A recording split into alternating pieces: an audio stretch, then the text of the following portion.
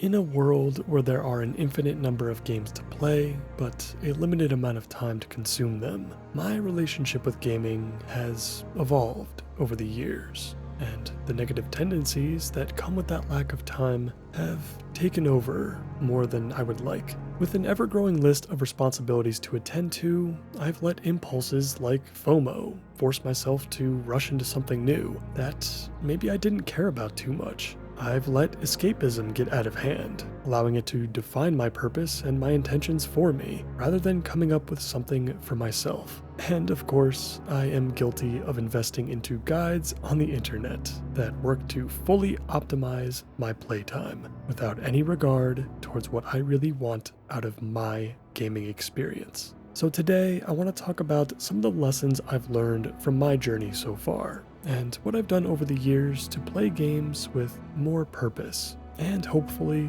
my experiences can help you discover how to get the most out of yours.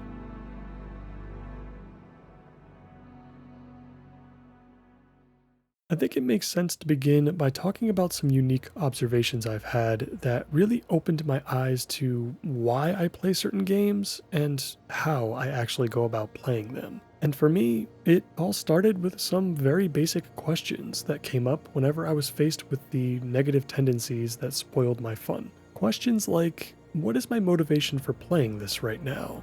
Is it just because I had this random urge?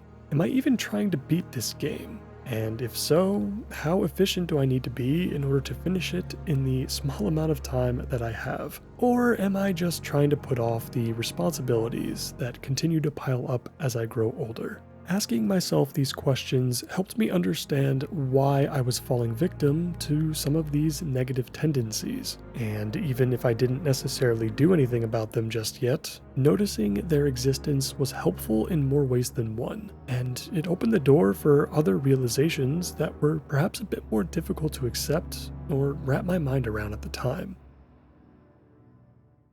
Understanding that not every game is for me was one of those observations I made soon after I answered a few of those questions, and it was a tough pill to swallow. And this doesn't just apply to standalone games either, such as when a game like League of Legends first hit the scene, but also with older games that simply got a new installment or expansion that changed the way that series of games were experienced. Think World of Warcraft, for example. Whether it's the story and the world, or the mechanics and systems that make up the core gameplay, we all have our likes and our dislikes. And in my case, sometimes unknowingly so. And my personal hot take that perfectly outlines this concept for me, I did not enjoy the Wrath of the Lich King expansion very much. Now, this topic deserves its own video someday, but I do have my reasons. Northrend is displeasing to me aesthetically, apart from maybe Grizzly Hills and parts of Howling Fjord. I really did not like a lot of the quests either, and the overall flow of the leveling journey. I wasn't a fan of most of the dungeons, Blizzard completely ruined the badge system in my eyes, and probably most importantly, I had no attachment to any of the main characters involved in the overall story, because I lacked the context. I didn't play any of the Warcraft games that came before, partly because I didn't have a computer that could run them, but also I just wasn't a fan of the RTS genre anyway. Unfortunately, this realization didn't come to me until many years later, because at the time, I told myself I should be enjoying this, because not only did I enjoy the Burning Crusade, but everyone loves Wrath, and the direction the game is going. I would force myself to continue to play through the expansion anyway, and this would become a pattern in many of the other games I played.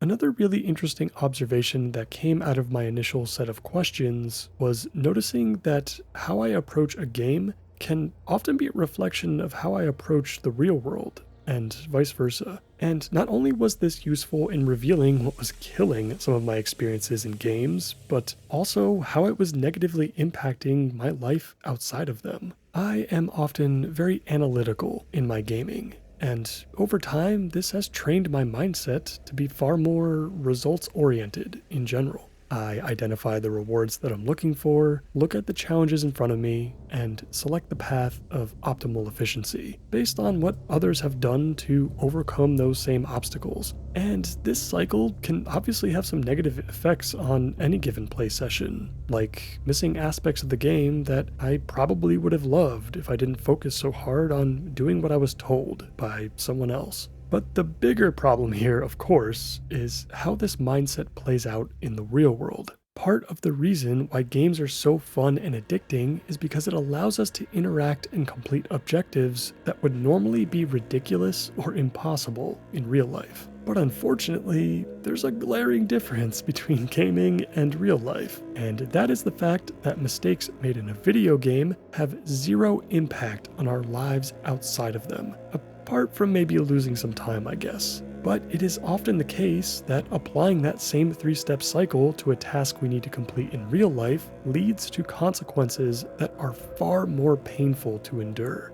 In many of the games that I enjoy playing, if I make a mistake, I get to restart from a checkpoint of some kind. I mean, how many of us have save scummed our Pokemon game to catch a legendary? How many of us have done something similar with a boss fight in an RPG like Zelda, Dark Souls, or The Witcher? Sure, some of those games have mechanics that discourage that type of interaction, but again, those punishments are simply going to affect the time we wasted and not much else. Even if I attempt something challenging in World of Warcraft and die, I just run back to my body and try again for the most part. But in real life, whenever I run into obstacles that can affect not just my time, but my physical, mental, or emotional well-being, I have a tendency to just give up entirely, in fear of what could go wrong.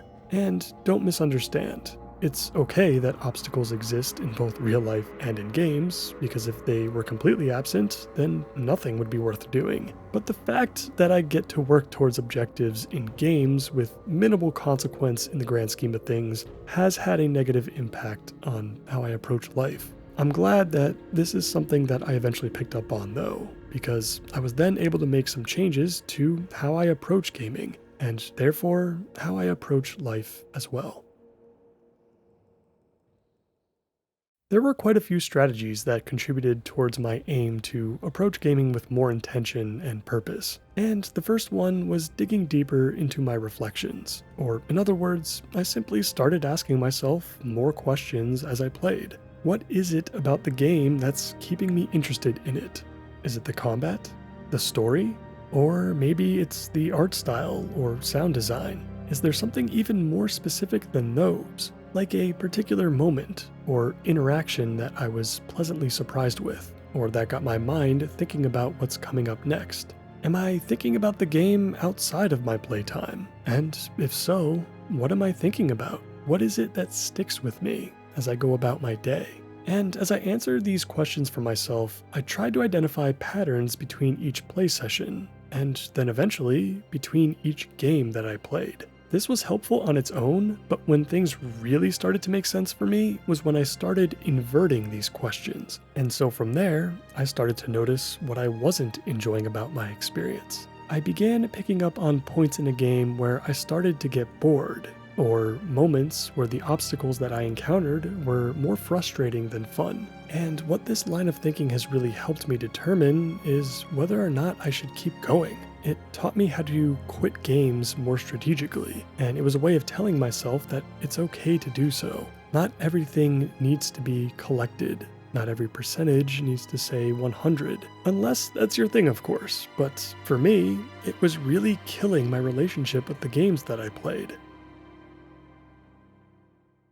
Another great way I've added more intention into my play sessions is by setting up some basic goals for myself. Now, I touched on the process versus goals debate a lot more in this video, but I want to go about it a little bit differently in this one, because that video painted goals in a very negative light. But it wasn't intended to make goals seem worthless, but rather to put more emphasis on the importance of implementing good habits and systems in order to reach your desired outcome. The trick here is figuring out which goals are good and provide value in some way, and which ones are bad and often present themselves as traps that we fall for. and determining the difference between the two had a huge impact on my enjoyment of a game. There are quite a few aspects to both sides, but I think the key difference I've always noticed is that a good goal is something within my control, meaning it's measurable, achievable, and most importantly, something that aligns with my motivations for playing the game to begin with, which I was able to answer through all of the questions I've been asking myself as I play. Bad goals are simply the opposite, such as setting a goal to complete a game in the most efficient way possible, which has been a constant pitfall that I've fallen into over and over again.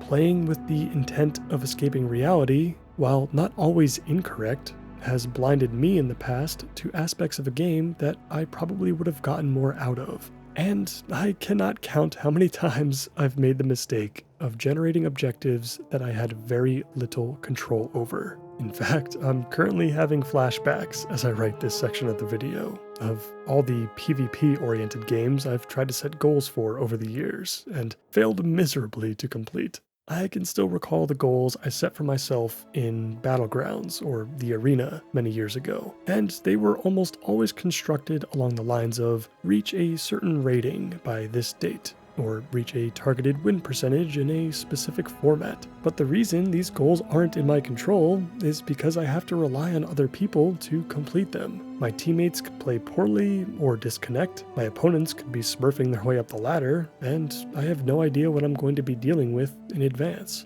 Nowadays, I try to avoid goals that are set up in this manner, where the success rate is just too low. And I have accepted that even in single-player games, I can't be in complete control 100% of the time, but I can always make a conscious effort to get as close as I can.